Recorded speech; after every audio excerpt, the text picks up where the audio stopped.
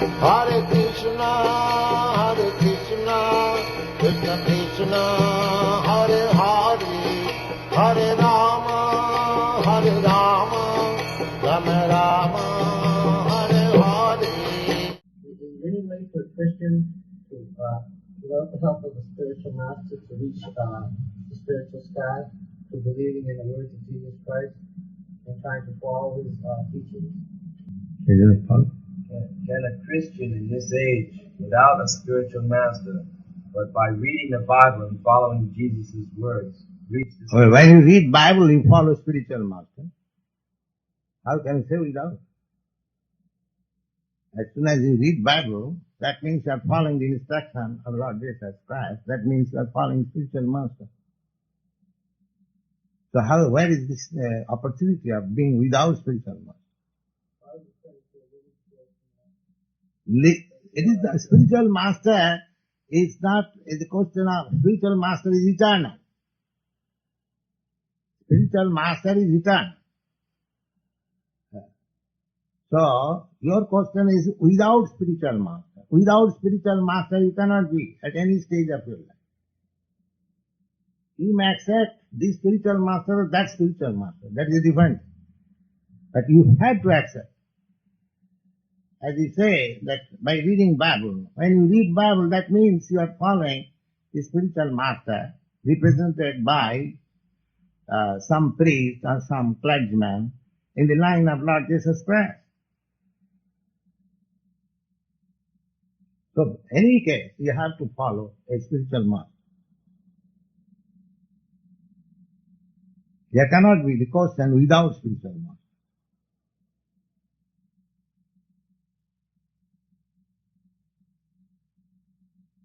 Is that clear? We couldn't understand the teachings of the Bhagavad-Gita without your help, without your presentation. Similarly, you have to understand Bible with the help of the priest in the church. Yeah, but if he's receiving a good interpretation from his disciple succession or his bishop, because there seems to be some kind of a discrepancy in the interpretation of the Bible. There's many different sects of Christianity that interpret the Bible in different ways. Of course, there cannot be any interpretation in the Bible, then there is no authority of Bible. If you interpret something, just like call a spade a spade. So if you call something else, that is a different thing. That is, he is not spiritual master. Just like this is watch. Everybody has called it watch. And if I call it spectacle, then what is the value of my being spiritual master? I am misleading. It is watch. That I must say. So when there is misinterpretation, he is not a bona fide spiritual master. He is not spiritual master, what is called a bona fide. If I want to teach you how to see this watch, I can say that this is called watch, and this is called hand, and this is called time indication, this is this called. So that is nice. And if I say that everybody says it is watch, I say it is spectacle, then what kind of spiritual master? Reject him, immediate. That intelligence you must have. Who is a pseudo-spiritual master or real spiritual master.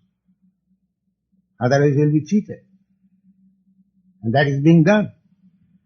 Everyone is interpreting in his own way. The Bhagavad Gita, there are thousands of editions and they have tried to interpret in their own way. All nonsense. This is all thrown away. Simply you have to read Bhagavad Gita as it is. Then you will understand. There is no question of interpretation. Then the authority is gone. As soon as you interpret, then there is no authority. Law book. You mean to say in the court, if you say before the judge, my dear Lord, I interpret this passage in this way, will it be accepted? The judge will at once say, who are you to interpret? You have no right. Then what is the authority of this law book? If everyone comes and I interpret in this.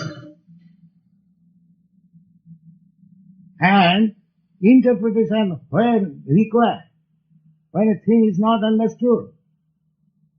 If I say it is what, and if everyone understands that this is what, yes, then where is the opportunity of interpreting that this is practical?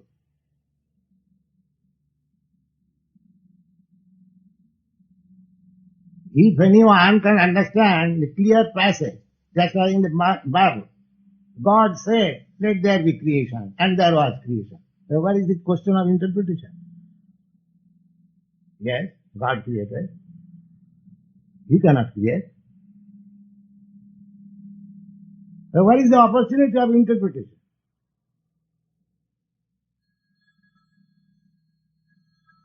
So, unnecessary interpretation is not required, and that is not bona fide, and those who are interpreting unnecessarily, they should be rejected immediately, without any consequence. God said, let there be creation. So there was creation. Simple thing. Where is the question of interpretation? What can be the interpretation here? Suggest that this can be the interpretation.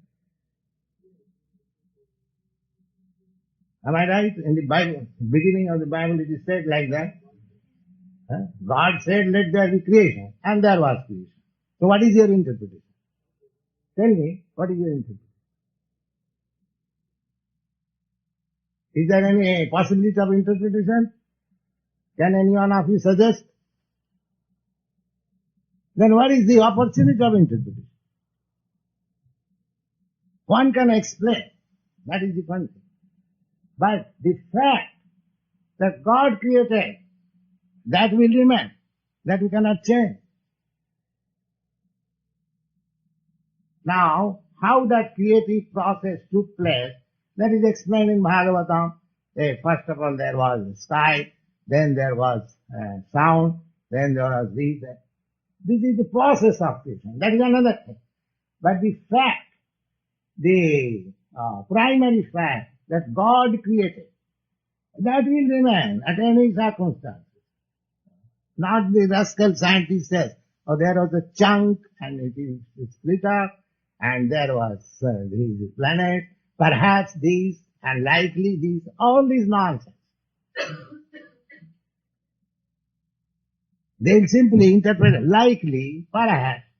That is not science, likely, perhaps. Why perhaps? Here is clear statement. God created. That's all. Correct?